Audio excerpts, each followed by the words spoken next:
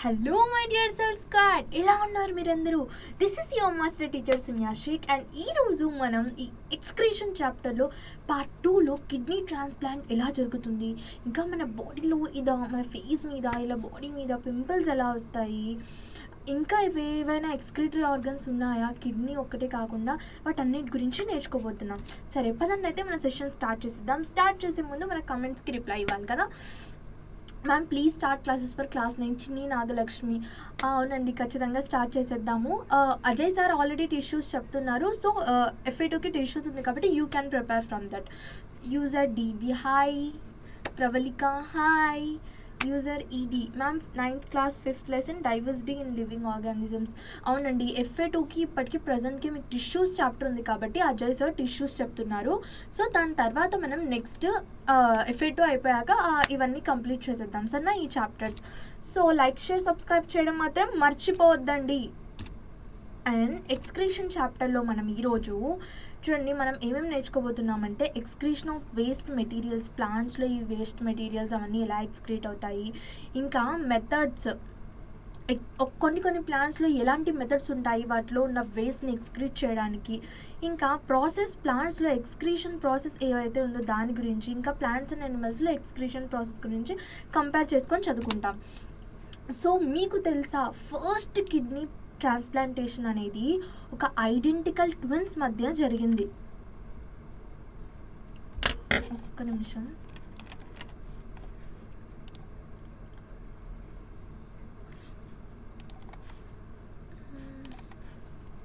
First kidney transplantation identical twins అంటే ఏంటంటే ఒకే embryo మధ్యలోకి డివైడ్ అయిపోతే 2 ట్విన్స్గా ఫామ్ అవుతుంది. ఒక్కోసారి 2 ఎంబ్రియోస్ ఉంటే 2 ఎంబ్రియోస్గా, అదంతా మీకు రిప్రొడక్షన్లో అర్థమవుతుంది అనమాట. ఇప్పుడు సింపుల్గా అంత డెప్లోకి వెళ్ళడం అవసరం లేదు. సో ఈ ఐడెంటికల్ ట్విన్స్ మధ్యన జరిగింది ఫస్ట్ టైం 1954లో ఈ ట్రాన్స్ప్లాంటేషన్ అనేది జరిగింది. డాక్టర్ చార్లెస్ హఫ్నాజెల్ అనే సర్జన్ ఈ కిడ్నీ ట్రాన్స్ప్లాంటేషన్ అనేది చేశారు ఆ ట్విన్స్కి. ఇండియాలో ఫస్ట్ కిడ్నీ ట్రాన్స్ప్లాంటేషన్ అనేది 1 డిసెంబర్న తమిళనాడులో క్రిస్టియన్ మెడికల్ కాలేజ్లో జరిగింది. సో ఇలాంటి థాట్ ప్రొవోకింగ్ క్వశ్చన్స్ మీకు అప్పుడప్పుడు వస్తుంటాయి, చెప్పలేము ఎందుకంటే మోడల్ మొత్తం ఇప్పుడు చేంజ్ అయిపోయింది కాబట్టి. సో ఫస్ట్ ఈ కిడ్నీ ట్రాన్స్ప్లాంటేషన్ అనేది అసలు ఎందుకు అవసరం, నిన్నటి వరకు మనం చెప్పుకున్నాం. ఎప్పుడైతే మన కిడ్నీ పని చేయడం ఆగిపోతుందో అప్పుడు మనకు ఈ కిడ్నీ ట్రాన్స్ప్లాంటేషన్ అనేది చాలా అవసరం అని. కిడ్నీ ట్రాన్స్ప్లాంటేషన్ ఇప్పుడు మన ఫోన్లో ఏదైనా ఒక సిమ్ పాడైపోతే ఆ సిమ్ తీసేసి వేరే సిమ్ వేయడం ఎంత ఈజీ, కానీ మన బాడీలో ఒక కిడ్నీ పాడైపోతే ఇంకో కిడ్నీ వేయడం అంత ఈజీయా? ఎవరిదైనా కిడ్నీ వేసేయొచ్చా? ఎలా చేయాలి అదంతా మనం ఈ కిడ్నీ ట్రాన్స్ప్లాంటేషన్లో తెలుసుకుంటాం. సో కిడ్నీ ట్రాన్స్ప్లాంటేషన్కి షార్ట్ టర్మ్, అది ఆర్టిఫిషియల్ కిడ్నీ పాడైపోయినప్పుడు షార్ట్ టర్మ్ సొల్యూషన్ ఏంటి? డయాలిసిస్. లాంగ్ టర్మ్ సొల్యూషన్ ఏంటంటే kidney transplantation long term solution. మీకు బిట్స్లో కూడా రావచ్చు. షార్ట్ టర్మ్ సొల్యూషన్ ఏంటి? డయాలిసిస్. లాంగ్ టర్మ్ సొల్యూషన్ ఏంటి? కిడ్నీ ట్రాన్స్ప్లాంటేషన్ అని. ఈ కిడ్నీ ట్రాన్స్ప్లాంటేషన్ని బయాలజీలో సైంటిఫిక్ టర్మ్గా అక్యూట్ రీనల్ ఫెయిల్యూర్ అని అంటారు. ఈ కిడ్నీ ట్రాన్స్ప్లాంటేషన్ మెయిన్గా ఎవరైతే రిలేటివ్స్ ఉంటారో క్లోజ్గా, మదర్, సిస్టర్, బ్రదర్, మోస్ట్లీ అలాంటి వాళ్ళ మధ్య 2 పర్సన్స్ మధ్య కిడ్నీ ట్రాన్స్ప్లాంటేషన్ అనేది జరుగుతుంది. ఎందుకంటే వాళ్ళ మోస్ట్లీ ఇంట్లో బ్లడ్ గ్రూప్ అనేది సేమ్గా ఉండడానికి ఛాన్సెస్ ఎక్కువ ఉన్నాయి మిగతా వాళ్ళతో కంపేర్ చేసుకుంటే కదా. ఇంకా టిష్యూ మ్యాచ్ అవ్వడం కూడా మదర్ది అయితే కొంచెం ఈజీగా మ్యాచ్ అవ్వడానికి, మదర్ది ఫాదర్ది అలాగైతే ఈజీగా మ్యాచ్ అవుతుంది కాబట్టి దీన్నే తీసుకుంటారనమాట. అదే రిలేటివ్స్ వాళ్ళని. రిలేటివ్ అంటే దూరం రిలేటివ్ కాదు, మోస్ట్లీ క్లోజ్గా రిలేటివ్. ఒకవేళ టిష్యూస్ మ్యాచ్ అవ్వకపోతే మ్యాచ్ చేసి అది కొంచెం దూరం రిలేటివ్స్ అయినా ఒక్కోసారి మ్యాచ్ అవ్వచ్చు, ఒక్కోసారి సొంత చెల్లిది, అక్కది, అమ్మది మ్యాచ్ అవ్వకపోవచ్చు, ఒక్కోసారి దూరం రిలేటివ్స్ అయినా మ్యాచ్ అవ్వచ్చు, లేకపోతే ఎవరో మనకు తెలియని వాళ్ళది కూడా మ్యాచ్ అవ్వచ్చు. సో అలాగా అవ్వచ్చు. ఒక్కోసారి ఏమవుతుందంటే ఇప్పుడు ఎప్పుడైతే మనం ఒక కంప్లీట్ డిఫరెంట్ ఆర్గన్ని వేరే వాళ్ళ బాడీలోకి వేస్తారో అప్పుడు వాళ్ళ బాడీ దాన్ని యాక్సెప్ట్ చేయాలి కదా. ఇప్పుడు చూడండి, మీ ఇంట్లో మీరు 4 మెంబర్స్ ఆర్ జాయింట్ ఫ్యామిలీ అయితే ఒక 10 మెంబర్స్ అలా ఉన్నారనుకోండి. ఇంట్లో ఎందుకులేండి, క్లాస్లో ఒక కొత్త స్టూడెంట్ వచ్చారు. ఎప్పుడు సగం ఇయర్ అయిపోయాక కొత్త స్టూడెంట్ వచ్చాడు అనుకోండి, అప్పుడు మీరు వాడిని విచిత్రంగా చూస్తారు కదా. ఫస్ట్ అయితే యాక్సెప్ట్ చేయలేరు. యాక్సెప్ట్ చేయగలరా? వాడు రాగానే రారా నీకోసమే ఎదురు చూస్తున్నాము, రా వచ్చి మా పక్కన కూర్చో అని చెప్తామా? చెప్పం కదా. ఫస్ట్ మనము అతన్ని మనం యాక్సెప్ట్ చేయడానికి ఆర్ ఆమెను మనం యాక్సెప్ట్ చేయడానికి మనకు టైం పడుతుంది. మనం వాళ్ళతో మింగిల్ అయ్యి, లేకపోతే ఆ అబ్బాయి మిగతా అందరితో క్లాస్లో మింగిల్ అయ్యి, ఆ అబ్బాయి ఆర్ అమ్మాయి అందరితో కొంచెం కలిసిపోయి, ఇంకా ఆ అబ్బాయి కూడా క్లాస్లో చెప్తున్న లెసన్స్ విని అదంతా అండర్స్టాండ్ చేసుకొని, టీచర్ వైబ్, ఆ అబ్బాయి స్టూడెంట్ వైబ్, స్టూడెంట్ వైబ్, పక్క స్టూడెంట్ వైబ్స్, క్లాస్ రూమ్లో ఉన్న స్టూడెంట్ వైబ్స్ మ్యాచ్ అయ్యే వరకు కొంచెం టైం పడుతుంది కదా. సేమ్ అలాగే ఒక కొత్త కిడ్నీ ఎప్పుడైతే ఒక కొత్త ఆర్గాన్ ముందు నుంచి ఉన్న మొత్తం అన్ని ఆర్గాన్స్ ఉన్న ఆర్గాన్లోకి ఎప్పుడైతే ఒక కొత్త ఆర్గాన్ వస్తుందో, ఈ ఆర్గాన్ని ఏలియన్లా చూస్తారనమాట. మిగతా ఆర్గన్స్ మన బాడీ దాన్ని యాక్సెప్ట్ చేసుకునే వరకు కొంచెం టైం పడుతుంది. ఒక్కోసారి ఏమవుతుందంటే యాక్సెప్ట్ చెయ్యదు, రిజెక్షన్ ఛాన్సెస్ కూడా ఒకసారి అవుతాయి. సో మన బాడీ ఆ కిడ్నీని పక్కకు తోసేయడం అంటే రిజెక్ట్ చేసేయకుండా ఉండాలంటే మనం ఏం చేయాలి? క్లోజ్గా ఎవరిదైతే మ్యాచ్ అవుతుందో వాళ్ళదే తీసుకొని వేయాలి. ఎవరిదంటే వాళ్ళది వేస్తే రిజెక్ట్ అయిపోతుందన్నమాట. ఇప్పుడు 8th క్లాస్లో ఆ 8th క్లాస్ ఉన్న ఏజ్ వాళ్ళ పిల్లలు, లేకపోతే 8th క్లాస్ చదివే పిల్లడే వేరే స్కూల్ నుంచి వేరే ఏదో ఒక స్కూల్కి రావాలన్నా ఆ 8th క్లాస్ పిల్లోడే ఉండాలి కదా. అదే బీటెక్ స్టూడెంట్ని తెచ్చి 8th క్లాస్లోకి పెట్టేస్తే ఆ క్లాస్ వాళ్ళే రిజెక్ట్ చేయరు, స్కూలే రిజెక్ట్ చేసేస్తుంది. అలా అవ్వదు కదా. ఏ క్లాస్ వాళ్ళు ఆ క్లాస్లోనే ఉండాలి. సేమ్ అలాగే ఈ రిజెక్షన్ కూడా ఒక్కోసారి ఏమవుతుంది, సేమ్ టిష్యూ లేకపోతే కిడ్నీ, మన బాడీ ఆ కిడ్నీని రిజెక్ట్ చేసి పాడేస్తుంది. అలా రిజెక్ట్ చేసే ఛాన్సెస్ని తగ్గించడానికి ఈ రిలేటివ్స్లో చేస్తారనమాట కిడ్నీ ట్రాన్స్ప్లాంటేషన్. కిడ్నీ ట్రాన్స్ప్లాంటేషన్ అయితే జరుగుతుంది. ముందు కిడ్నీ ఉన్న ప్లేస్లోనే ఈ కిడ్నీ కూడా వేస్తారా అని మనకు డౌట్ రావచ్చు. సో ఇంకో డౌట్ కూడా ఏంటంటే, ముందు రెండు కిడ్నీస్ ఉంటాయి కదా అందరికీ. ఒక్క కిడ్నీతో నార్మల్ లైఫ్ ఎవరైనా డోనర్ అంటే కిడ్నీ ట్రాన్స్ప్లాంట్ చేసిన అతను డోనర్ అయినా కానీ, లేకపోతే వేసిన అతనైనా కానీ, వీళ్ళు నార్మల్ లైఫ్ బతకగలరా అంటే నార్మల్ లైఫ్ బతకగలరు, కానీ అంత ఎఫిషియెంట్గా బతకలేరు అనమాట. ఇప్పుడు అంత హెవీ ప్రోటీన్ ఇంటేక్ అవన్నీ వాళ్ళకి కొన్ని రూల్స్ ఉంటాయి. ఇవన్నీ తీసుకోకూడదు, తీసుకుంటే కిడ్నీలు టపా అని మళ్ళీ పేలిపోతాయి అని. ఈ మధ్య అసలు ఆర్గన్ డొనేషన్ అనేది చాలా పేషెంట్స్కి హెల్ప్ అవుతుంది అనమాట. చూడండి అసలు ఏంటంటే ఇదంతా ఎలా జరుగుతుందంటే, ఇక్కడ మీకు కనిపిస్తుందా, ఈ కిడ్నీ ఏదైతే ఉందో కొత్త కిడ్నీ తెచ్చి డైరెక్ట్గా ఇక్కడ బ్లాడర్కి అటాచ్ చేసేస్తారు. సో అటాచ్ చేసేసి ఇక్కడ ఆల్రెడీ రీనల్ వెయిన్స్కి అటాచ్ చేస్తారు, ఉన్న రీనల్ ఆర్టరీకి, రీనల్ వెయిన్స్కి. సో అలా కిడ్నీ ట్రాన్స్ప్లాంటేషన్ అనేది చేస్తారు. ఈ కిడ్నీ పాడైపోతే ఈ కిడ్నీ ప్లేస్లో తెచ్చి ఈ కిడ్నీని వెయ్యరు, ఇక్కడ వేస్తారు యూరినరీ బ్లాడర్కి. సో మనము కిడ్నీ ఒక ఎక్స్క్రీటరీ ఆర్గన్ అని ఇంతవరకు చెప్పుకున్నాము. సో కిడ్నీ ఒక్కటేనా ఎక్స్క్రీటరీ ఆర్గన్, లేకపోతే ఇంకా ఏమైనా ఎక్స్క్రీటరీ ఆర్గన్స్ మన బాడీలో ఉన్నాయా? పదండి తెలిచేసుకుందాం. సో మన బాడీలో కొన్ని ఎక్స్క్రీటరీ ఆర్గన్స్ ఉన్నాయన్నమాట. కిడ్నీ ఒక్కటే కాకుండా వేరే ఎక్స్క్రీటరీ ఆర్గన్స్ కూడా ఉన్నాయి. చూడండి, లంగ్స్, స్కిన్, లివర్, ఇవన్నీ వేరే ఎక్స్క్రీటరీ ఆర్గన్స్. వాటికి సెపరేట్ ఫంక్షన్ ఉంటుంది అండ్ వాటి వేస్ట్ ఏదైతే ఉంటుందో ఆ వేస్ట్ మెటీరియల్ సెపరేట్గా ఉంటుంది. లంగ్స్ ఏం చేస్తాయి? కార్బన్ డైఆక్సైడ్ని బయటికి తీసేస్తాయి. ఇది వేస్ట్ మెటీరియల్ లంగ్స్కి. లంగ్స్ కూడా ఎక్స్క్రీటరీ ఆర్గన్స్ లాగానే పనిచేస్తాయి. ఇంకా మన స్కిన్ ఏదైతే ఉందో largest organ of our body. So ఈ మన స్కిన్ చూడండి, మన బాడీ మీద పింపుల్స్ వస్తాయి, ఇంకా మనకు స్వెట్ వస్తుంది, అదంతా వేస్ట్ అన్నమాట. అదంతా ఎలా ఫామ్ అవుతుందంటే, చూడండి మన బాడీలో ఒక్కోసారి ఎక్సెస్ ఆయిల్ అనేది ప్రొడ్యూస్ అవుతుంది. ఇప్పుడు మనం ఎక్కువ ఆయిలీ ఫుడ్ తీసుకుంటాము, ఎక్కువ జంక్ ఫుడ్ అలాంటివి తీసుకుంటే వేస్ట్ మెటీరియల్ ఎక్కువ ఉంటుంది కదా మన బాడీలో. సో అదేమవుతుందంటే మన బాడీలో ఇలా పింపుల్స్ లాగా పాపప్ అవుతాయి. ఆ వేస్ట్ పాపప్ స్వెల్ అయ్యి ఆ స్వెల్లో ఈ వేస్ట్ మెటీరియల్గా బ్లడ్లో కలిసిపోయిన వేస్ట్ మెటీరియల్ ఏదైతే ఉందో అది పింపుల్స్ లాగా ఫామ్ అయ్యి దాని లోపల ఒక లిక్విడ్ ఎల్లోయిష్ కలర్ లిక్విడ్లో పింపుల్ ఎవరైనా ఈ ఏజ్లో పింపుల్స్ కామన్, ఈ ఏజ్లో కాదండి, పింపుల్స్ ఎప్పుడైనా కామనే. ఎప్పుడు వచ్చినా పింపుల్స్ని చాలా క్యాజువల్గా తీసుకోండి, అంత సీరియస్గా ఏమీ తీసుకోవద్దండి. పింపుల్స్ కంటే ఇంపార్టెంట్ ప్రాబ్లమ్స్ చాలా ఉన్నాయి, ఆ ప్రాబ్లమ్స్కి సొల్యూషన్ వెతకడం చాలా అవసరం. సో పింపుల్స్ అంతేం అవసరం, అంత పట్టించుకోవద్దండి పింపుల్స్ గురించి. కొంతమందికి పింపుల్స్ ఈ ఏజ్లో అది కామనే, ఈ ఏజ్లో కాకపోతే ఇప్పుడు ముసలోళ్ళకి వస్తాయి పింపుల్స్, రావు కదా. సో ఎవరైనా చెప్పారనుకోండి, ఏంట్రా నీ ఫేస్ అంతా ఇంత పింపుల్ఫుల్గా ఉంది అంటే అసలు పట్టించుకోవద్దండి, చాలా అసలు కేర్ చేయొద్దండి వాటిని. అలాంటివి కామనే అనమాట. మనం మనుషులం కదా, మనుషులు కాకపోతే పింపుల్స్ ఎవరికి వస్తాయి, ప్లాంట్స్కి వస్తాయా చెప్పండి. ఈ పింపుల్స్ ఏవైతే ఉన్నాయో అలా ఎల్లోయిష్ కలర్ లిక్విడ్ లాగా దాంట్లో పస్ ఫామ్ అయిపోతుంది.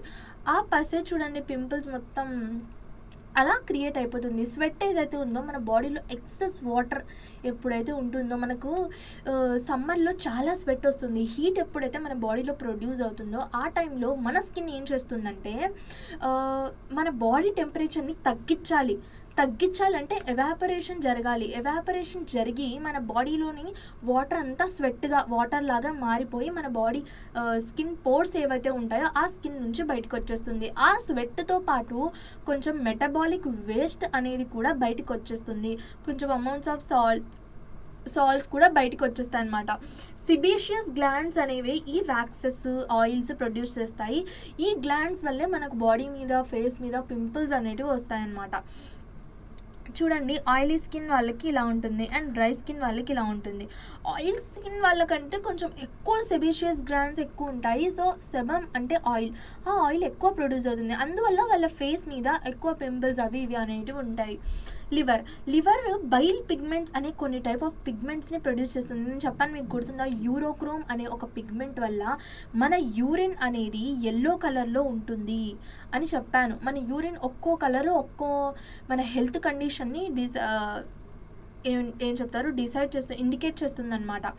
సో ఇలా ఈ గాల్ బ్లాడర్లో స్టోర్ అవుతుంది అది బైల్ పిగ్మెంట్స్ మొత్తం. ఆ బైలీ రూబిన్, బైలీ వర్డెన్, జాయిండీస్ అప్పుడు ఈ బైలే ఎక్కువ ఉండిపోయింది అనుకోండి మన బాడీలో, మనకు జాయిండీస్ వచ్చేస్తుంది. ఇంకా కళ్ళు, స్కిన్ మొత్తం ఎల్లోయిష్గా అయిపోతుంది. జాయిండీస్ ఎక్కువ అయిపోతే ఆ సిమ్టమ్స్ అనేవి బయటికి కూడా కనపడతాయి కొంతమందికి కదా.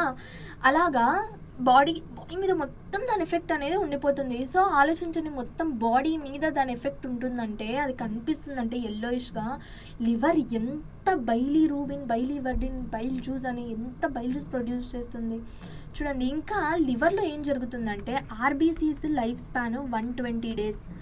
120 days తర్వాత ఏమవుతుంది, ఫాగోసైటిస్ అనే ఒక ప్రక్రియ ద్వారా లివర్లో ఆ ఆర్బీసీని మొత్తం చంపి పడేస్తుంది, కిల్ చేసేస్తుంది, ముక్కలుగా చేసేస్తుంది. ఆ ఆర్బీసీ అక్కడ వేస్ట్ మెటీరియల్ లాగా అయిపోతాయి. ఆ ఆర్బీసీని లివర్లోనే డెస్ట్రక్షన్ అనేది లివర్లోనే జరుగుతుంది.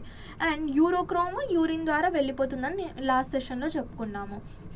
అలా ఇంకా కొన్ని ఆల్కలైన్ సాల్ట్స్ అవి ఇవి కూడా ఈ లివర్ వల్ల లివర్ యూరియా కూడా ఫామ్ చేయడానికి ఉపయోగపడుతుంది. లార్జ్ ఇంటెస్టైన్ డైజెషన్ చాప్టర్లో ఇంకా డెప్త్లో మనకు లార్జ్ ఇంటెస్టైన్ గురించి ఇచ్చాడు. చూడండి, లార్జ్ ఇంటెస్టైన్ ఏంటి, ఫీసెస్ అని చెప్పాను కదా. ఫీసెస్ ఒక టైప్ ఆఫ్ మనం తినే ఫుడ్ ఏదైతే, మనం తినే వాటర్ నుంచి వచ్చే వేస్ట్ మెటీరియల్ యూరిన్, మనం తినే ఫుడ్ నుంచి వచ్చే వేస్ట్ మెటీరియల్ ఫీసెస్. ఫుడ్ నుంచి ఫేసెస్, వాటర్ నుంచి యూరిన్, అలా బ్లడ్ వాటర్ నుంచి యూరిన్ ప్రొడ్యూస్ అవుతుంది. సో అలా ఉంటుంది. లార్జ్ ఇంటెస్టైన్లో ఎక్సెస్ కాల్షియం, మాగ్నీషియం ఇవన్నీ ఉంటాయి.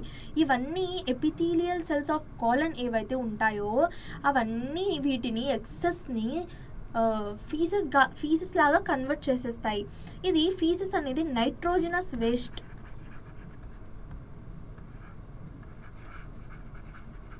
నైట్రోజినస్ వేస్ట్ అంటే అదే మెటబాలిక్ వేస్ట్ ఎలా అయితే ఉంటుందో నైట్రోజినస్ వేస్ట్ కూడా అలానే ఉంటుంది. సో ఇక్కడ ఉంది కదా, ఇక్కడ మొత్తం ఫీసెస్ అనేవి స్టోర్ అవుతాయి. సో ఆ part of the large intestine కూడా ఒక ఎక్స్క్రీటరీ ఆర్గనే. ఇప్పుడు మనము ఇంతవరకు హ్యూమన్స్లో ఎలా జరుగుతుంది ఎక్స్క్రీషన్ అనేది తెలుసుకున్నాం. ఇప్పుడు వేరే ఆర్గానిజమ్స్ ఏవైతే ఉన్నాయో ఆ ఆర్గానిజమ్స్లో ఈ ఎక్స్క్రీషన్ ఎలా జరుగుతుంది అనేది మనం తెలుసుకుందాం. చూడండి, సింపుల్ ఆర్గానిజమ్స్ ఇలా అమీబా, ఈ పారమీషియం, ఇవి ఏవైతే ఉన్నాయో చిన్న ఆర్గానిజమ్స్, వీటికి అంత పెద్ద కిడ్నీస్ ఉండి అంత ఏం అవసరం లేదు. వీటికి చిన్న చిన్న ఎక్స్క్రీటరీ ఆర్గన్స్ అనేటివి ఉంటాయి. ఆ ఎక్స్క్రీటరీ చూడండి, అమీబా పారమీషియంలో కాంట్రాక్టైల్ వాక్యూల్ అనే ఒక ఎక్స్క్రీటరీ లాగా ఉంటుంది. ఈ ఎక్స్క్రీటరీ ఆర్గన్ ద్వారా ఆస్మో రెగ్యులేటరీ ఆర్గనెల్లే అని అంటారు దాన్ని. అది కాంట్రాక్టైల్ వాక్యూల్. అది ఏం చేస్తుందంటే దాని బాడీలో అమీబాలో ఉన్న ఏదైతే వేస్ట్ మెటీరియల్ అంతా ఉందో ఆ వేస్ట్ మెటీరియల్ని ఒక చెత్త కుప్పలాగా చేసేసి బటా అని డోర్ తీసేసి బయటికి పంపించేస్తుంది. అలా ఈ కాంట్రాక్టైల్ వాక్యూల్ అమీబా లాంటి చిన్న చిన్న అమీబా, పారమీషియం లాంటి చిన్న చిన్న ఆర్గానిజమ్స్లో ఉంటాయి. ఈ ప్రాసెస్ మొత్తం డిఫ్యూజన్ ద్వారా ఇలా బయటికి పంపించడం దీంట్లో డిఫ్యూజన్ ద్వారా జరుగుతుంది. కొన్ని ఆర్గానిజమ్స్లో చూడండి ఒకలాగా కొన్ని ఆర్గానిజమ్స్లో కొన్ని టైప్స్ ఆఫ్ ఎక్స్క్రీటరీ ఆర్గన్స్ అనేటివి ఉన్నాయి. ప్రోటోజోవాలో ఇక్కడ మీకు పిక్స్ చూస్తే బాగా అర్థమవుతుంది. కానీ ఈ టేబుల్ అనేది మీకు చాలా ఇంపార్టెంట్. ఇది టేబుల్ ఫామ్లో ఉంది కదా, ఇది మీరు సింపుల్గా గుర్తుపెట్టేసుకుంటే అయిపోతుంది. ఎందుకంటే ఎగ్జామ్లో మీకు క్వశ్చన్ రావచ్చు, what is the excretory organ of phylum protozoa, what is the excretory organ of phylum అనెలిడా, ఇలాంటి క్వశ్చన్స్ మీకు రావచ్చు. సో అందుకు ఈ టేబుల్ మీరు నేర్చుకొని పెట్టేసుకున్నారంటే మీకు ఇంకా దీంట్లో నుంచి ఏది అడిగినా మీరు ఈజీగా చెప్పవచ్చు. నేను ఒక చిన్న సింపుల్ ట్రిక్ లాగా ఇలాంటి టేబుల్స్ అన్ని గుర్తుపెట్టుకోవడానికి అవన్నీ నేను తర్వాత ఒక షార్ట్ వీడియో చేసి మీకు చెప్తాను. సో ప్రొటిస్ట్లో సింపుల్ డిఫ్యూజన్, ప్రొటిస్ట్ అంటే ఇదే అమీబా, యుగ్లీనా, పారమీషియం, ఇవన్నీ ప్రొటిస్ట్ కిందికి వస్తాయి. ప్రొటిస్ట్ అనే ఫైలం అంటే ఒక గ్రూప్ అండి. ఒక్కో టైప్ ఆఫ్ ఆర్గానిజమ్స్ని ఒక్కో గ్రూప్ లాగా చేశారు. 9th క్లాస్లో మీరు చదువుకునే ఉంటారు కదా ఫైలమ్స్ గురించి, ఇంకా క్లాసెస్ గురించి కదా. ఇవి అలాగా అమీబా, పారమీషియం, యూగ్లీనా, క్లామిడోమోనాస్ ఇవన్నీ ఏవైతే ఉన్నాయో ఇవన్నీ సింపుల్ డిఫ్యూజన్ ద్వారా వాళ్ళ బాడీ సర్ఫేస్ ఏదైతే ఉంటుందో దాని ద్వారానే వేస్ట్ మెటీరియల్ అనేది బయటికి వెళ్ళిపోతుంది. ఇంకా పారిఫెరా అండ్ సిలిండ్రేట్స్, ఇవి పారిఫెరా, వీటి బాడీలో పోర్స్ ఎక్కువగా ఉండడం వల్ల వీటికి పారిఫెరా అని నేమ్ వచ్చింది. వాటర్ అది వాటి బాడీలో ఎలాగో చాలా రంధ్రాలు వాళ్ళ బాడీ మొత్తం రంధ్రాలే ఉంటుందండి. అవి తినడం ఆ రంధ్రాలతోనే, ఇంకా తిన్నది మొత్తం బయటికి పంపించడం ఆ రంధ్రాలతోనే జరుగుతుంది. సో ఎలాగో బాడీ మొత్తం పోర్స్ లాగా రంధ్రాల్లాగా ఉంది కాబట్టి వాటర్ కరెంట్స్, వేవ్స్ ఏవైతే ఉంటాయో వాటర్లో, ఓషన్స్లో, ఆ కరెంట్స్ డైరెక్ట్గా వీటి బాడీలోకి ఎంటర్ అయిపోయి మళ్ళీ బయటికి వచ్చేస్తాయి. అప్పుడు ఏమవుతుందంటే వీటి బాడీలో ఏదైతే వేస్ట్ మెటీరియల్ అదంతా ఉందో వాటర్ వచ్చినప్పుడు ఆ వేస్ట్ మెటీరియల్ మొత్తాన్ని తీసుకెళ్ళిపోతుంది. సో అలా దీని బాడీలో జరుగుతుందన్నమాట. Third the ప్లాటీహెల్మింథిస్. ప్లాటీహెల్మింథిస్ ఏంటంటే చిన్న చిన్న worms, liver fluke, tape worm అలాంటివి ఈ ప్లాటీహెల్మింథిస్ ఫైలంకి చెందినవి. దీంట్లో ఫ్లేమ్ సెల్స్ అనే ఎక్స్క్రీటరీ ఆర్గన్స్ ద్వారా వేస్ట్ మెటీరియల్ మొత్తం బయటికి వెళ్తుంది. నెమటోడాలో రినెట్ సెల్స్, నెమటోడా అంటే థ్రెడ్ లైక్ అని, చూడండి ఇవి థ్రెడ్ లైకే ఉన్నాయి కదా. ఆస్కారిస్ అంటే చిన్నపిల్లలకి కడుపులో పాములు ఉంటాయి కదా, పాములు కాదు చిన్న చిన్న పురుగులు అని అంటారు కదా,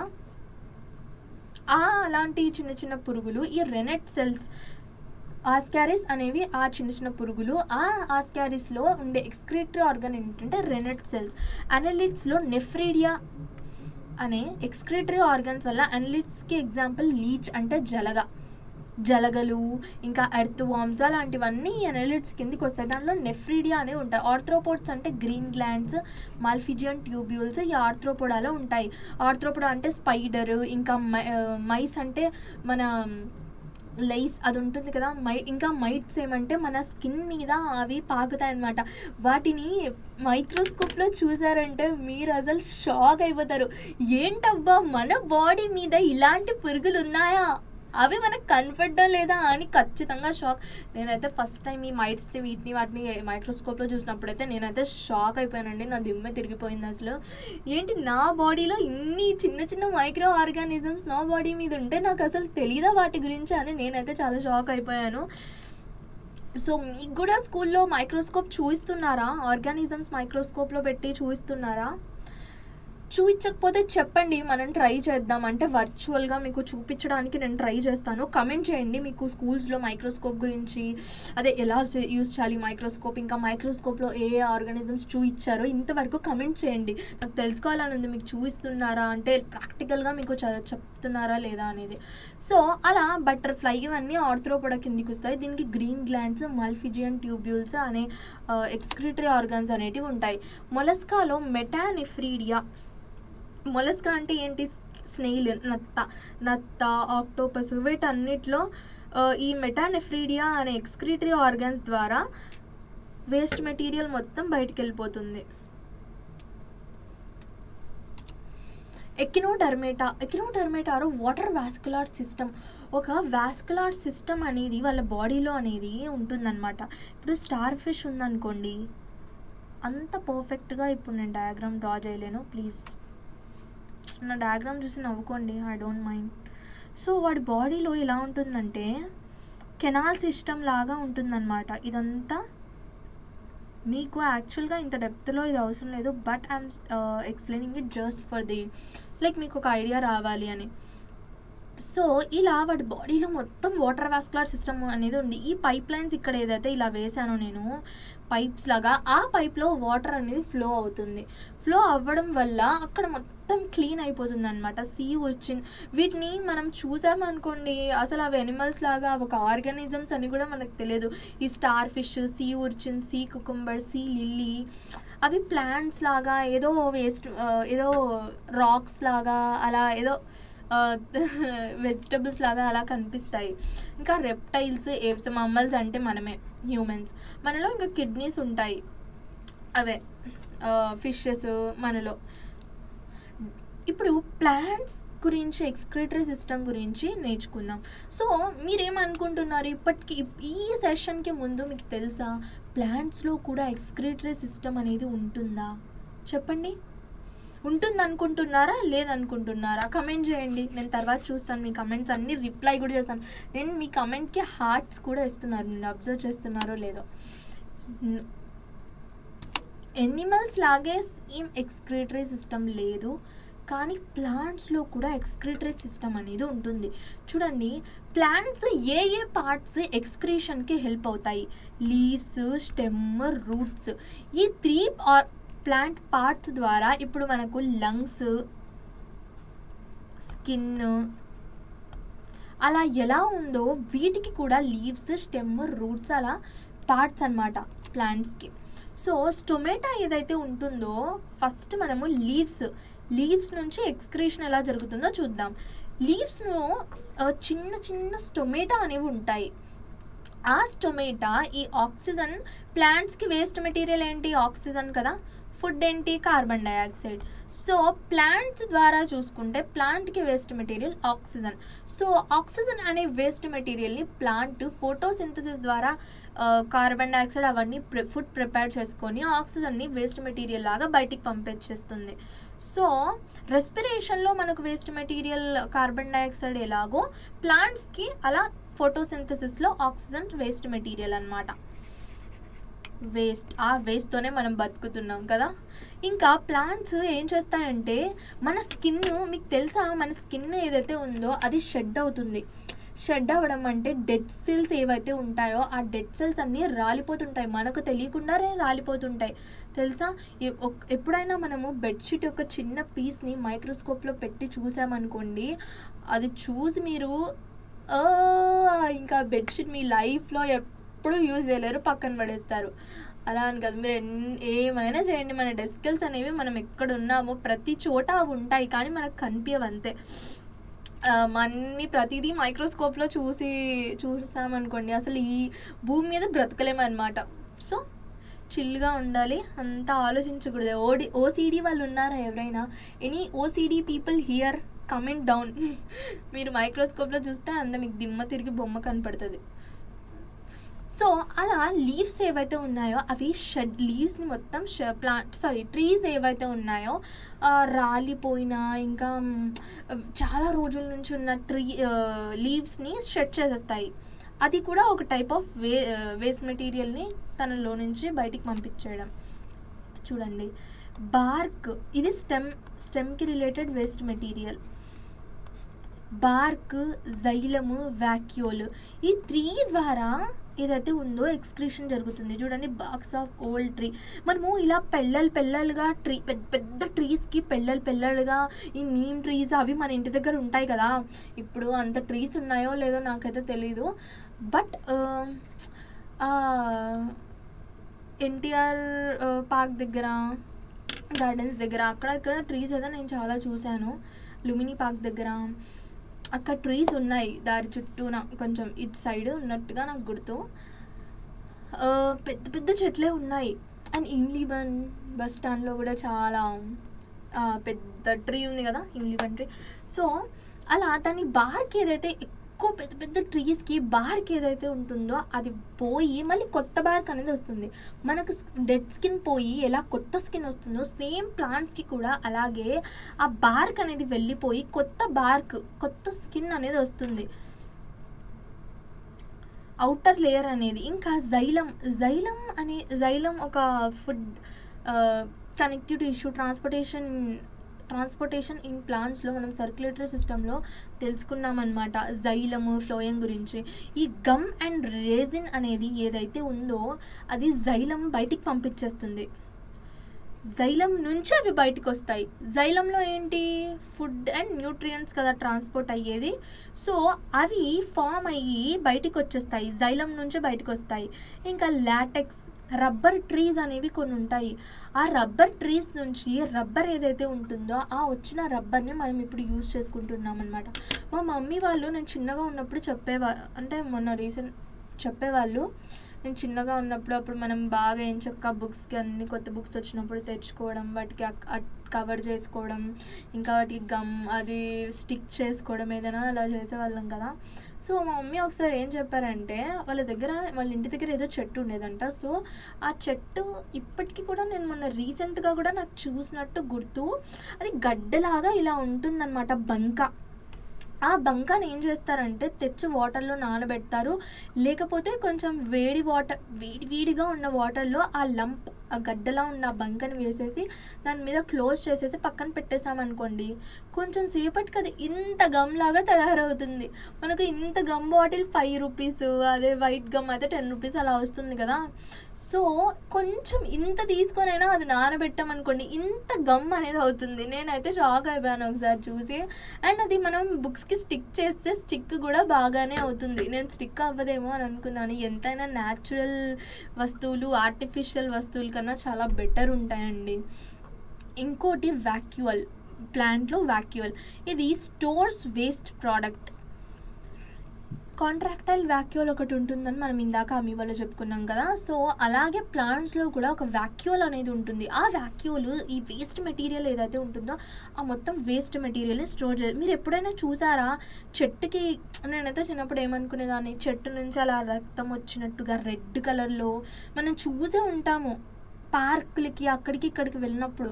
అబ్జర్వ్ చేశారా? అబ్జర్వ్ చేసి ఉంటే కింద కంపల్సరీగా కమెంట్ చేయాలి, నేను చూడాలనుకుంటున్నాను. ఈ కాలంలో కూడా అలా చెట్లని పుట్టల్ని పిల్లలు అబ్జర్వ్ చేస్తున్నారు. నా స్టూడెంట్స్ అయితే చాలా మంచి స్టూడెంట్స్ అని నాకు తెలుసు. నేనైతే ఏమనుకునేదాన్ని, చెట్టుకి దెబ్బ తగిలిందేమో అందుకు దానికి రక్తం వస్తుందేమో అని అనుకునేదాన్ని. సేమ్ అది ఎలా ఉంటుందంటే రక్తం లాగానే రెడ్ కలర్లో ఉంటుందండి కొన్ని ట్రీస్కి. చూడండి ఇంకా ఏం జరుగుతుందంటే టెర్రెస్ట్రియల్ ప్లాంట్స్లో ఇది రూట్స్. టెర్రెస్ట్రియల్ ప్లాంట్లో సమ్ వేస్ట్ మెటీరియల్ రూట్స్ ఏవైతే ఉన్నాయో అవి డిఫ్యూజన్ ద్వారా సాయిల్లోకి పంపించేస్తాయి. ఆక్వాటిక్ ప్లాంట్స్ డిఫ్యూజన్ ద్వారా, ఆక్వాటిక్ ప్లాంట్స్ అంటే వాటర్లో, ఇంకా చెట్ల రివర్స్ దగ్గర, ఇంకా ఓషన్స్ దగ్గర, సీస్ దగ్గర ఏవైతే అదే అక్కడ వాటర్ దగ్గర ఉంటాయో అవి ఆక్వాటిక్ ప్లాంట్స్. అవి డిఫ్యూజన్ ద్వారా తనలో ఉన్న వేస్ట్ మెటీరియల్ మొత్తాన్ని చూడండి ఇలా సాయిల్ పార్టికల్స్లోకి వదిలేస్తున్నాయి. ఇది కొన్ని ప్లాంట్స్ టేబుల్ అన్నమాట. దీంట్లో ఏంటంటే క్వినైన్ అనేది ఆల్కలాయిడ్ ఏంటంటే ప్లాంట్స్లో నుంచి ఈ వేస్ట్ మెటీరియల్ ఏదైతే ప్లాంట్స్ సెక్రీట్ చేస్తున్నాయో ఆ వేస్ట్ మెటీరియల్ని మనం హ్యూమన్స్ యూజ్ చేసుకుంటున్నాం అన్నమాట. కొన్ని ప్లాంట్స్ ఈ వేస్ట్ మెటీరియల్లో వచ్చి ఇప్పుడు ప్లాంట్స్ పంపించే ఆక్సిజన్ మనకి ఎలా యూస్ఫుల్ అవుతుందో ప్లాంట్స్ కొన్ని వాటికి హార్మ్ఫుల్, వాటికి వేస్ట్ మెటీరియల్ అనే కొన్ని ప్రోడక్ట్స్ సెక్రీట్ చేస్తాయి, కానీ ఆ మెటీరియల్స్ మనకు చాలా యూస్ఫుల్ అవుతాయి. క్వినైన్ అనే ఆల్కలాయిడ్ ప్లాంట్ సింకోనా అఫిషియాలిస్ సింకోనా, ఆ ప్లాంట్ యొక్క బార్క్, చెట్టు బెరడు ఏదైతే ఉంటుందో అది యాంటీ మలేరియల్ డ్రగ్గా యూస్ఫుల్ అవుతుంది. ఆ ఆల్కలాయిడ్ పేరు క్వినైన్. యాంటీ మలేరియల్ డ్రగ్ అంటే మలేరియా వచ్చినప్పుడు డ్రగ్ని కొన్ని మలేరియా ఎలాగంటే నార్మల్గా కంట్రోల్ అవ్వదు, సో వాటికి స్ట్రాంగ్ మెడిసిన్ అనేది యూజ్ చేస్తేనే ఆ మలేరియా అనేది అదుపులోకి వస్తుంది. సో ఈ సింకోనా అఫిషియాలిస్ ఒక సింకోనా అఫిషియాలిస్ ప్లాంట్స్ యొక్క బార్క్ ఏదైతే ఉంటుందో దాంతో యాంటీ మలేరియల్ డ్రగ్ ప్రిపేర్ చేస్తారు. సో అది ఒక యూజ్. ఈ ఫస్ట్ ప్లాంట్, ఈ టేబుల్ కూడా మీకు చాలా ఇంపార్టెంట్, మీకు క్వశ్చన్ రావచ్చు. నికోటియానా టొబాకంతో ఏ ఆల్కలాయిడ్ వస్తుంది and which part of the Nicotiana టొబాకంది ఏ పార్ట్ దేనికి యూజ్ అవుతుంది అని చెప్పొచ్చు. చూడండి, నికోటిన్ అంటే సిగరెట్స్లో వేస్తారు కదా, తంబాకు అని అంటారు దాన్ని, తంబాకు అని అంటారు. సో అదే ఈ నికోటిన్ అనమాట. దీని లీవ్స్ ఏవైతే ఉన్నాయో లీవ్స్తో ఇన్సెక్టిసైడ్, అవి ఓన్లీ సిగరెట్స్లోనే కాదు యూజ్ చేసేది. దీన్ని ఏం చేస్తారంటే కొన్ని ప్లాంట్స్కి కీడొచ్చి ఉంటుంది కదా, ఏవైతే అవి ఇన్సెక్ట్స్ అవి ఇవి, దానివల్ల ప్లాంట్ క్రాప్ మొత్తం నష్టం రాకుండా ఏం చేస్తారంటే దీంతో ఒక ఎక్స్ట్రాక్ట్ ప్రిపేర్ చేస్తారు. ఎక్స్ట్రాక్ట్ అంటే రసం లాగా. ఈ లీవ్స్ రసాన్ని ప్రిపేర్ చేసి ఆ రసాన్ని స్ప్రే చేస్తారు, అదే అలా ఇన్సెక్టిసైడ్గా వర్క్ అవుతుంది. ఇంకా స్టిమ్యులెంట్ అంటే అదే సిగరెట్స్ తాగుతారు కదా, అది వాళ్ళు ఏమనుకుంటారు, వాళ్ళ బ్రెయిన్లో యాక్టివ్ చేస్తుందని అనుకుంటారు, కానీ ఆ యాక్టివ్ చేయడం ఇలా రివర్స్లో చేస్తుంది అనమాట. యాక్టివ్ ఉన్నంతసేపు యాక్టివ్ ఉంటారు, తర్వాత దానికి అడిక్ట్ అయిపోతే ఇంకా ఎప్పుడు అది లేనిదే యాక్టివ్ బ్రెయిన్ పనిచేయదు అనమాట. అందుకే అలా దానికి అలవాటు అయిపోయిన వాళ్ళు ఎప్పుడు సిగరెట్ అని రోజుకు ఒక 2-3 అయినా కొంతమంది యూజ్ చేసే వాళ్ళు ఉంటారు. కానీ ఏదైతే మనకు త్వరగా ఎనర్జీని ఇవ్వడం, లేకపోతే త్వరగా మన బ్రెయిన్ని యాక్టివేట్ చేయడం, కాఫీ అలాంటివి ఏదైతే ఉంటాయో మన బ్రెయిన్ని యాక్టివేట్ చేస్తాయని మనం తాగుతాం, టీ అవన్నీ, కానీ అవి స్లోగా మనల్ని అడిక్ట్ చేసేస్తాయి. సో అలాగా ఏదైతే ఫాస్ట్ మనకు రిజల్ట్ ఇస్తుందో అలాంటి వాటిని ఖచ్చితంగా మనం నమ్మకూడదు అనమాట. ఎందుకంటే అవి ధోకేబాజ్, హిందీలో మోసం చేస్తాయి మనల్ని. థర్డ్ ఏంటంటే morphine, cocaine. Papaver somniferum, opium poppy అని అంటారు. దీన్ని గసగసాలు అని అంటారు. ఈ ప్లాంట్స్ యొక్క సీడ్స్ ఏవైతే ఉంటాయో ఆ సీడ్స్ని గసగసాల్లాగా యూజ్ చేస్తారు, ఏదైనా స్వీట్స్లో ప్రిపేర్ చేయడం అలా చేస్తారు. ఈ గసగసాలు అనేవి చాలా కాస్ట్లీ అండి. అసలు ఈ ప్లాంటే చాలా చాలా కాస్ట్లీ. అసలు ఇది గవర్నమెంట్ పర్మిషన్ లేకుండా ఈ ప్లాంట్ ఎక్కువ క్రాప్, ఇప్పుడు మామూలుగా మనం రైస్ ప్లాంట్స్ ఎలా సాగు చేస్తాం అలా ఈ ప్లాంట్స్ అస్సలు సాగు చేయకూడదు. ఎందుకంటే ఇవి డ్రగ్స్ అన్నమాట. వీటితోనే డ్రగ్స్ ప్రిపేర్, కొకైన్, మార్ఫైన్ అనే డ్రగ్స్ ఈ పెపావర్ సోమ్నిఫెరమ్, ఓపియం పాపీ అని అంటారు. దీంతోనే వీటి ఫ్రూట్తో ఇవి ప్రిపేర్ చేస్తారు. ఏది కొకైన్, మార్ఫైన్ అలాంటి డ్రగ్స్. ఆ ఒక్క దాంట్లోనే కాకుండా ఈ ఓపియం పాపీ ప్లాంట్ని కొన్ని మెడిసినల్ యూస్ కోసం పెయిన్ కిల్లర్గా, అదే పెయిన్ కిల్లర్ అంటే డాక్టర్స్ ఎప్పుడైతే ట్రీట్ చేస్తుంటారో సర్జరీస్ అప్పుడు పెయిన్ తెలియకుండా ఉండడానికి ఇవి ఒక తక్కువ మోతాదులో యూస్ చేస్తారు. కానీ ఈ డ్రగ్ అడిక్ట్స్ ఎవరైతే ఉంటారో వాళ్ళు ఎక్కువ తీసుకొని వాళ్ళ బ్రెయిన్ ఏదైతే ఉంటుందో దానికి అలవాటు పడిపోయి ఉంటుంది. సో ఇలాంటి వాటి జోలు కూడా మనం అసలు వెళ్ళొద్దు. సో రిసర్పైన్, ఈ క్వశ్చన్ మాత్రం నేను చాలాసార్లు వింటూనే ఉన్నాను. రావోల్ఫియా సర్పెంటినా ప్లాంట్ నుంచి ఏ ఆల్కలైడ్ వస్తుంది, ఆ ఆల్కలైడ్ దేనికి ట్రీట్ చేస్తుంది. ఈ question what is the plant ఇంకోటి కూడా అడగొచ్చు. రీసర్పైన్ అనే ఆల్కలాయిడ్ ఏ ప్లాంట్ నుంచి వస్తుంది అని. సర్పెంట్ అంటే మీకు మనం ఆల్రెడీ చాలాసార్లు సర్పెంట్ అంటే పాము అని చదువుకుని ఉంటాము. సో దీన్ని స్నేక్ రూట్ అని అంటారు. సో అందుకే దీనికి రావోల్ఫియా సర్పెంటినా అని పేరు వచ్చింది. దీని పేరులోనే ఉంది. దీని రూట్ని స్నేక్ బైట్కి ఇంకా హై బీపీ ఉన్న వాళ్ళకి ట్రీట్ చేయడానికి మెడిసిన్ లాగా యూస్ చేస్తారు. 5th caffeine. ఇందాకే చెప్పాను కాఫీ గురించి. ఇది కూడా అడిక్ట్ అయ్యి ఆల్కలాయిడ్స్ అన్నీ మనల్ని నాశనం చేయడానికే అండి.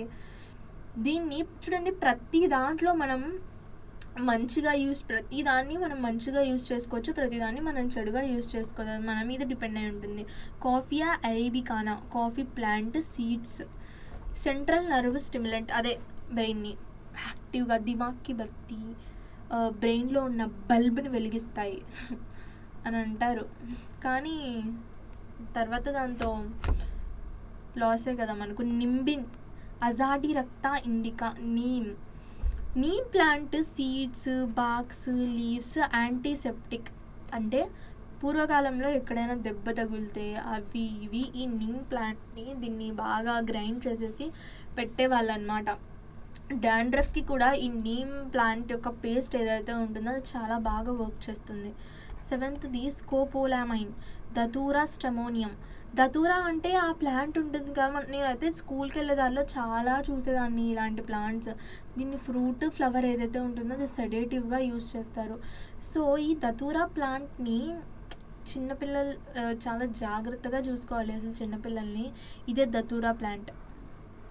ఈ దతూరా ప్లాంట్లో నేను చాలాసార్లు చూశాను ఇలాంటివి ఏవైతే ఈ ఫ్రూట్స్ ఉంటాయి, ఈ ఫ్రూట్స్ అవి పాయిజనస్ అన్నమాట. అసలు వాటి జోలికే వెళ్ళకూడదు. ఇది టొబాకో ప్లాంట్, ఇది కాఫీ ప్లాంట్, ఇది రావోల్ఫియా సర్పెంటీనా, ఇదే పపావర్ సామ్నిఫెరం. చాలా చాలా అడిక్టివ్. ఇదే పాపీ ఫ్రూట్. దీని ఫ్రూట్ అదే, ఆ ఫ్రూట్తోనే చేస్తారనమాట ఇలాంటి కొకెయిన్, మార్ఫిన్ అలాంటి drugs. 8th pyrethroids, క్రిసాంతిమం flower, insecticide. అదే దీన్ని మొత్తం బాగా గ్రైండ్ చేసి దాన్ని ఎక్స్ట్రాక్ట్ తీసి ఇన్సెక్ట్స్కి వేస్తారు.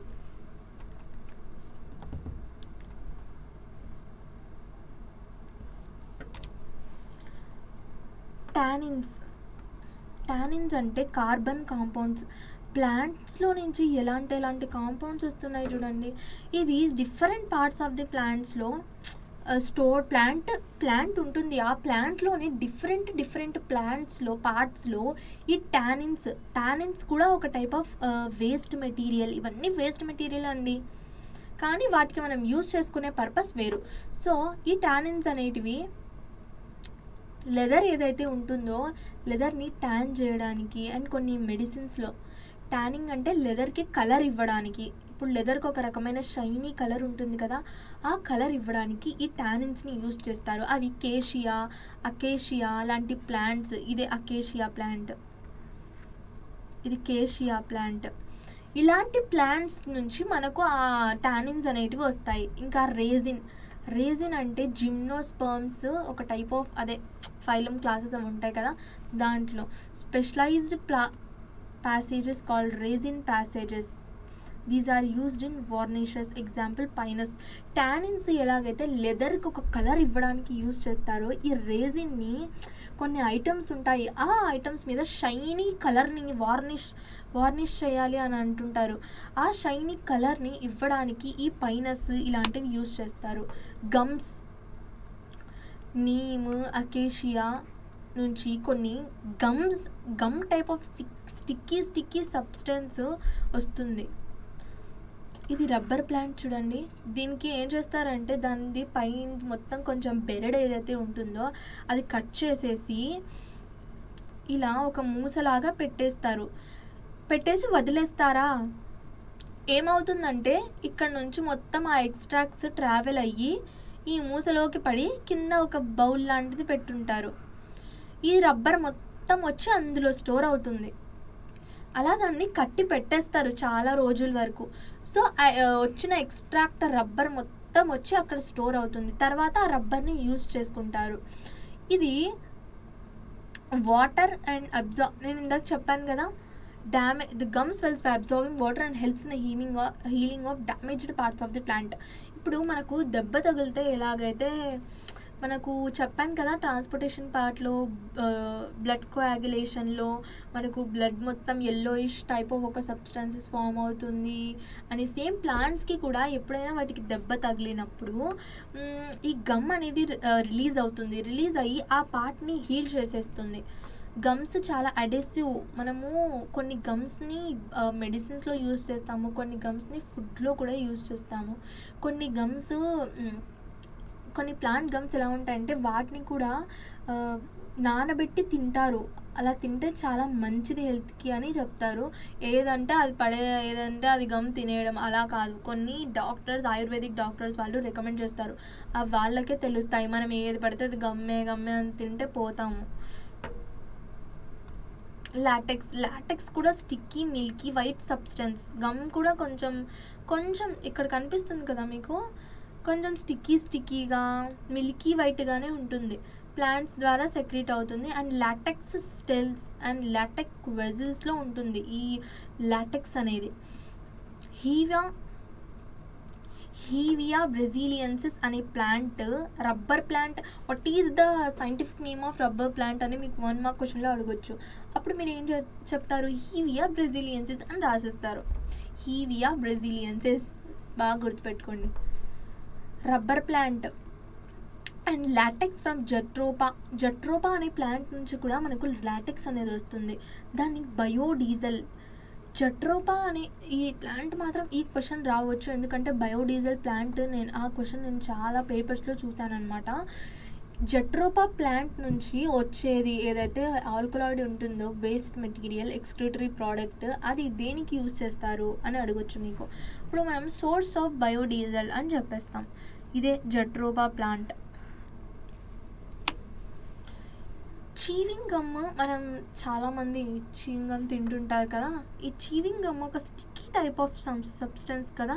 ఇది 5000 years back originally made from natural latex from plants. Chicle, sapota అలాంటి ప్లాంట్స్ నుంచి ఒరిజినల్ లాటెక్స్ ఏదైతే లాటెక్స్ సెల్స్లో ఉంటుందో ఆ లాటెక్స్ని తీసుకొని ఈ చీవింగ్ గమ్ అనేది అప్పుడే తయారు చేశారు.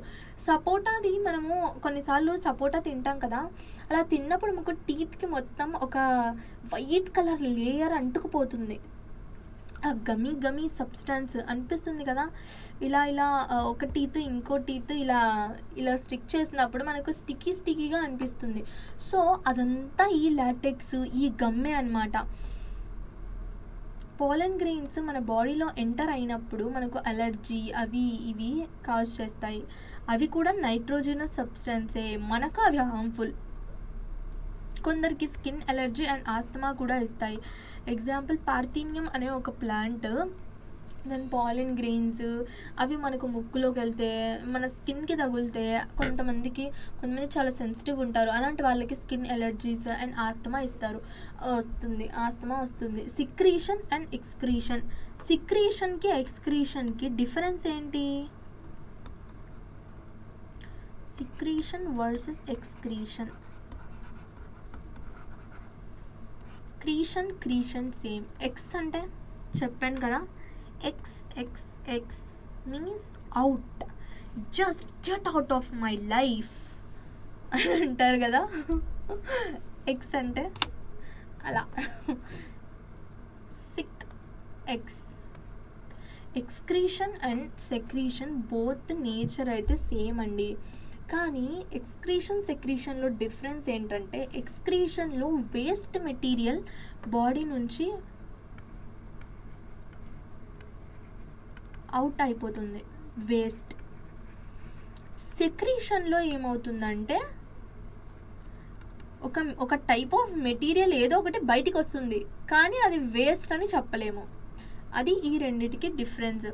బోత్ ప్రాసెస్లో అన్వాంటెడ్ కాంపౌండ్సే బయటికి వెళ్తాయి హ్యూమన్ బాడీ నుంచి. ఎక్స్క్రీషన్లో removal of materials from a living being, while secretion is the movement of material from one point to the another point. రెండు రిమూవల్ ఆఫ్ వేస్టే, వేస్ట్ కాదు, రిమూవల్ ఆఫ్ అన్వాంటెడ్ కాంపౌండ్స్. ఎక్స్క్రీషన్లో unwanted compounds, సెక్రీషన్లో unwanted compounds. కానీ excretion అంటే living బీయింగ్స్లో removal of waste material, and secretion అంటే one place to another place ఈ సబ్స్టెన్సెస్ ఏవైతే ఉంటాయో వాటి మూమెంట్ జరుగుతుంది. ఇప్పుడు చూడండి, so secretion is active while excretion is passive. ఈ సెక్రీషన్ అండ్ ఎక్స్క్రీషన్లో చాలా డిఫరెన్సెస్ ఉన్నాయి. ఆ డిఫరెన్సెస్ని మనము చూసుకోవాలన్నమాట. ఈ డిఫరెన్సెస్ చాలా ఇంపార్టెంట్. మేబీ ఎగ్జామ్కి మీకు సెకండ్ సెక్షన్లో 2 మార్కర్స్ ఉంటాయి, మేబీ ఆ 2 మార్కర్స్గా రావచ్చు. సో మనం ఇప్పుడే దీన్ని బాగా రివైజ్ చేసేసుకొని గుర్తుపెట్టేసుకుందామా?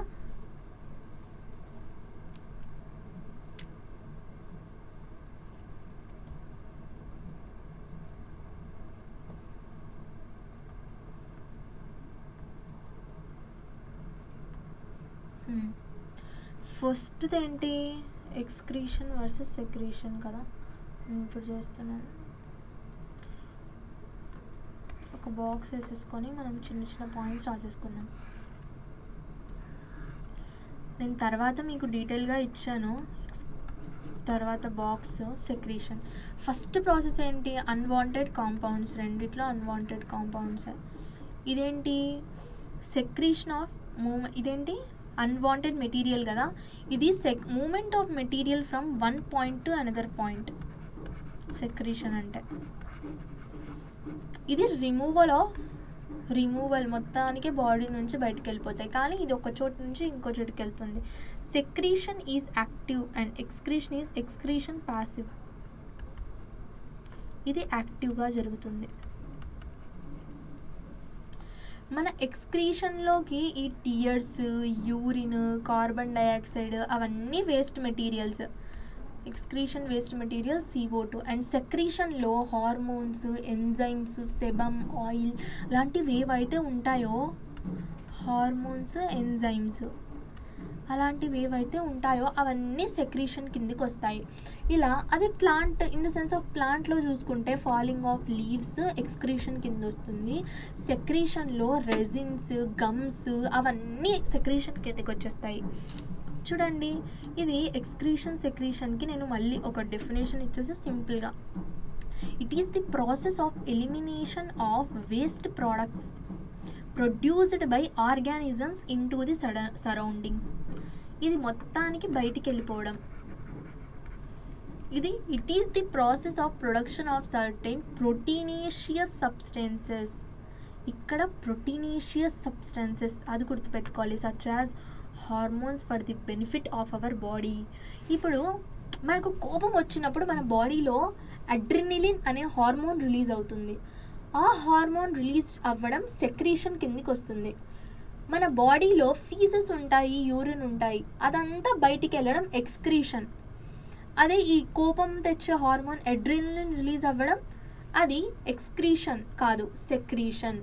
సో అలా మీరు డిఫరెన్సెస్ గుర్తుపెట్టుకోండి. దీంట్లో ఎక్స్క్రీషన్లో ఏదైతే మెటీరియల్ రిలీజ్ అవుతుంటుందో అది బాడీకి హార్మ్ఫుల్, ఇది బాడీకి నాన్ టాక్సిక్ అనమాట, అంటే మంచిదే. సెక్రీషన్లో రిలీజ్ అయ్యేది మంచిదే, గుడ్. ఒకటి గుర్తుపెట్టుకోండి, దీంట్లో బ్యాడ్, ఇంకోటి దీంట్లో రిలీజ్ అయ్యేది గుడ్ సబ్స్టెన్సెస్ రిలీజ్ అవుతాయి సర్టెన్. అండ్ ఈ గుడ్ సబ్స్టెన్స్ మన బాడీకి కొన్ని టైప్ ఆఫ్ మంచి ఫంక్షన్స్ చేయడానికి హెల్ప్ఫుల్ అవుతుంది. ఇప్పుడు చూడండి, కోపం రావడం కూడా ఇంపార్టెంటే. మరీ అతి కోపం, అతి క్రోధం అని అంటారు కదా తెలుగులో, అది అస్సలు మంచిది కాదు. ఇంకా మనం కామ్గా పేషెన్స్గా ఉండాలి అంటే ఈ అడ్రినలిన్ మనకు ఎక్కువ రిలీజ్ అవ్వకూడదు. సో అలా ఈ హార్మోన్ రిలీజ్ అనేది మన బిహేవియర్ని, మన దాన్ని చేంజ్ చేస్తాయి. సెక్రీషన్ కిందికి వచ్చే ఈ హార్మోన్ రిలీజ్ అంతా ఈ సెక్రీషన్ కిందికి వస్తుంది. అదే మన బాడీలో ఈ వేస్ట్ మెటీరియల్స్ ఏవైతే ఉంటాయో అవి వేస్ట్ బాడీ నుంచి బయటికి వెళ్ళిపోకుండా ఉంటే అప్పుడు మన బాడీకి అది హార్మ్ఫుల్లే కదా. సో అలాగా ఈ సెక్రీషన్లో నుంచి ఏదొక్కటి జరగకపోయినా మన బాడీ నార్మల్గా ఎలా జరగాలో మన బాడీ ప్రాసెస్ అనేది అలా జరగదు. మీకు ఆర్గాన్ డొనేషన్ అనెక్షర్లో ఇచ్చారు. నేను అనెక్షర్ కూడా మీతో డిస్కస్ చేయాలనుకుంటున్నాను. ఎందుకంటే నేను రీసెంట్గా చూసిన మోడల్ పేపర్లో క్వశ్చన్ ఏమొచ్చిందంటే ఆర్గాన్ డొనేషన్ గురించి రాయండి అని వచ్చింది. కొన్ని స్లోగన్స్ రాయండి అని వచ్చింది. అది ఏదైతే నేను మోడల్ పేపర్ డిస్కస్ చేశాను కదా, FA2 బయాలజీ మోడల్ పేపర్, ఆ వీడియో ఐ థింక్ మేబీ వచ్చేసి ఉంటుంది ఈ టైంకి. మీరు వెళ్ళి ఆ వీడియో చూడండి, మీకు ఒక బ్రీఫ్ ఐడియా అనేది వస్తుంది how is your FA2 exam is going to be. మీకు ఈ మోడల్ పేపర్ కాకుండా ఇంకా మీకు ఉన్న మోడల్ పేపర్లో బిట్స్ ఇంకా ఏమైనా ఇంక్లూడ్ అయి ఉంటే నాకు కమెంట్ చేయండి. ఫాస్ట్గా వీడియో చూసి కమెంట్ చేయండి, ఎందుకంటే అప్పటికప్పుడు నేను ఒకవేళ పాసిబుల్ అయితే ఆ రోజే బిట్స్ క్వశ్చన్స్ అన్నీ ఉన్న మోడల్ పేపర్ గురించి ఒక వీడియో చేసి దాంట్లో మీకు డిస్కస్ చేస్తాను. మన క్వశ్చన్ పేపర్ డిస్కస్ చేసేసుకుందాం అందులో. సో మన ఈ మొత్తం ప్రపంచంలో కొంతమంది యాక్సిడెంట్ అవ్వడం వల్ల ఇంకా ఏదేదో కొన్ని హెల్త్ రీజన్స్ వల్ల చాలామంది చనిపోతున్నారు. సో వాళ్ళ బాడీలో కొన్ని ఆర్గన్స్ అనేటివి యాక్సిడెంట్ వల్ల డ్యామేజ్ అయినా ఇంకొన్ని ఆర్గన్స్ అనేటివి హెల్దీగా ఉంటాయి. సో అలాంటి ఆర్గన్ ఏమైతే ఉంటుందో ఆర్గన్స్ని వాళ్ళు డొనేట్ చేస్తారు. కొంతమంది అడల్ట్స్ అంటే మైనర్ కాదు సారీ మేజర్ అయిన వాళ్ళు ఒక 22 years తర్వాత కొంతమంది వాళ్ళ సొంతంగా వెళ్ళి సైన్ చేసి వాళ్ళ ఆర్గాన్ని మొత్తం వాళ్ళ డెత్ తర్వాత వాళ్ళ ఆర్గాన్ని మొత్తం ఒక సొసైటీ ఒక సంస్థకి ఇచ్చేస్తానని రాసిచ్చేస్తారు, వాళ్ళ బాడీని రాసిచ్చేస్తారు. ఎంత గ్రేట్ కదా అసలు.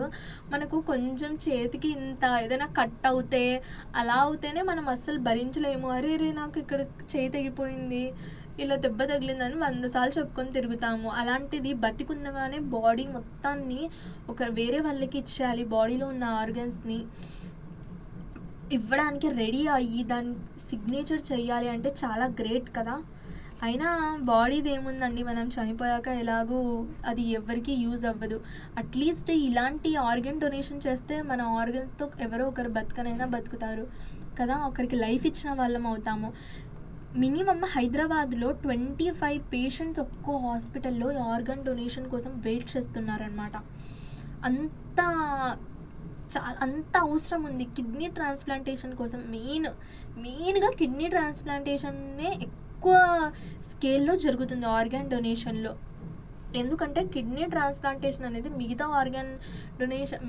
ఆర్గన్ ట్రాన్స్ప్లాంటేషన్స్తో పోల్చుకుంటే కొంచెం ఈజీ. ఎందుకంటే 2 కిడ్నీస్ ఉంటాయి కదా, ఒక కిడ్నీ ఇచ్చినా బతకగలరు, ఒక కిడ్నీతో అయినా బతకగలరు. అలా అన్నప్పుడు ఫ్యామిలీ మెంబర్స్ ఒక మంచి మనసున్న వాళ్ళైతే కిడ్నీ డొనేట్ చేసి అంత ప్రేమ ఉంటే వాళ్ళకి ప్రియులైన వాళ్ళ కోసం ఇచ్చేస్తారనమాట. 10 to 100 people యాక్సిడెంట్లో మెట్ అయ్యి ఏదో వాళ్ళ బ్రెయిన్ డెడ్ అయిపోవడము అలా అయిపోవడము ఏదో ఒకటి అవుతుంది. అలాంటి వాళ్ళు వాళ్ళ ఫ్యామిలీ వాళ్ళు మైనర్ అయితే వాళ్ళ ఫ్యామిలీ అంగీకారంతో, వాళ్ళు మేజర్ అయితే వాళ్ళ ఫ్యామిలీ అంగీకారంతోనే, ఒకవేళ వాళ్ళు ముందే దీనికి సైన్ చేసేసి ఉంటే అప్పుడు ఆ సంస్థ వాళ్ళు వచ్చి తీసేసుకుంటారు డైరెక్ట్గా. లేకపోతే వాళ్ళ ఫ్యామిలీ అంగీకారంతో వాళ్ళ ఫ్యామిలీని అడిగి వాళ్ళ ఒప్పందం తీసుకొని వాళ్ళ ఒప్పందంతోనే వీళ్ళ ఆర్గన్స్ అనేది వేరే వాళ్ళకి ఇస్తారనమాట. మన నిమ్స్ హాస్పిటల్లో ఆర్గాన్ డొనేషన్ ఫెసిలిటీ అనేది అవైలబుల్గా ఉంది నిమ్స్ అండ్ ఉస్మానియా హాస్పిటల్స్లో. ఇంకా మోర్ దెన్ 10 కార్పొరేట్ హాస్పిటల్స్లో transplantations like kidney, liver, heart, lungs, ప్యాంక్రియాసిస్, skin transplantation కూడా జరగవచ్చు తెలుసా మీకు. Bone transplantation, intestine, I transplantation, అవన్నీ బ్రెయిన్ డెడ్ అయిపోయిన పేషెంట్స్ నుంచి తీసుకొని ట్రాన్స్ప్లాంట్ చేసి ఒక కొత్త లైఫ్ ఇచ్చారు ఎంతోమందికి. చూడండి ఇక్కడ మనకు ఈ అబ్బాయి స్టోరీ ఇచ్చాడు. మేబీ ఈ అబ్బాయి స్టోరీని మీరు అంత లైట్గా తీసుకోవద్దండి, ఎందుకంటే ఈ మధ్య ఏం చేస్తున్నాడంటే క్వశ్చన్స్ అడుగుతున్నాడు ఇలాంటివి కూడా. ఎందుకంటే లోకం గురించి కూడా పిల్లలకి తెలియాలి కదా, ఎప్పుడు చదువు అనే కాకుండా. 5 ఆర్గన్స్, ఈ అబ్బాయి యొక్క 5 ఆర్గన్స్, యశ్వంత్ కుమార్ అని ఈ అబ్బాయి యొక్క 5 ఆర్గన్స్. ఈ అబ్బాయి ఏజ్ 18 years అప్పుడే ఈ అబ్బాయికి యాక్సిడెంట్ వల్ల ఒక బ్రెయిన్ డెడ్ అయిపోయింది. బ్రెయిన్ డెడ్ అయిపోవడం వల్ల ఈ అబ్బాయి 5 ఆర్గన్స్ ఒక ట్రస్ట్కి ఒక్క నిమిషం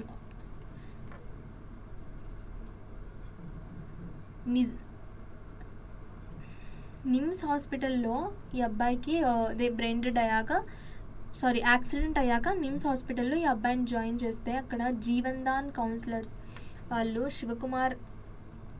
శివకుమార్ అంటే వాళ్ళ డాడీ యశ్వంత్ కుమార్ యొక్క డాడీ వాళ్ళ సిగ్నేచర్ తీసేసుకొని కన్సెంట్ తీసేసుకొని ఒప్పందం చేసుకొని వాళ్ళతో ఈ అబ్బాయి ఒక 5 ఆర్గన్స్ తీసేసుకొని వేరే వాళ్ళకి డొనేట్ చేశారు. ఎంత గ్రేట్ కదా. ఎంత చిన్న అబ్బాయి చూడండి ఎంత ముద్దుగా ఉన్నాడో. చాలా చాలా గ్రేట్. సో ఇప్పటి వరకు మనం ఏం చదువుకున్నామో వాటిని సమ్మరైజ్ చేసుకుందాం. Artificial kidney is a device to remove nitrogenous waste dialysis products from blood through dialysis. అదే artificial kidney. In plants tomato give out oxygen as a waste product of photosynthesis. ఇది second point. They also give out carbon dioxide as a waste product of respiration. Excess water is given out by transpiration through the stomata. Terrestrial plants excrete some waste into the soil with the help of root cells, leaves. ఇక్కడ main process ఈ leaves దగ్గర నార్మల్గా shed అయిపోతాయిలేండి. Stem route దగ్గర main process ఏంటంటే diffusion. So ఇప్పుడు మనకు homework టైంలో ఒక సింపుల్ క్వశ్చన్ ఇచ్చేస్తున్నాను నేను మీకు. What are the various methods used by plants to get rid of their waste products? So ఈ హోంవర్క్ క్వశ్చన్ని మీరు కమెంట్ చేస్తారని నాకు తెలుసు, ఎందుకంటే చాలా చాలా ఈజీ క్వశ్చన్ కాబట్టి హ్యాపీగా దాన్ని కమెంట్ చేసేయండి. లైక్, షేర్, సబ్స్క్రైబ్ చేయడం మర్చిపోద్దండి. అండ్ మీకు ఇంకా ఏమైనా చదువుకోవడంలో ఛాలెంజెస్ ఉంటే చెప్పండి. I will help you. I will try my level best to help you people. మీ ప్రాబ్లమ్స్ని ఒక డోరీమోన్ చెప్పాను కదా, I want to be your Doraemon. So Doraemon లాగా మీ ప్రాబ్లమ్స్ అన్నిటినీ సాల్వ్ చేయడానికి ట్రై చేస్తాను. And thank you. This is your Doraemon Sumya Shaikh ma'am signing off. Bye.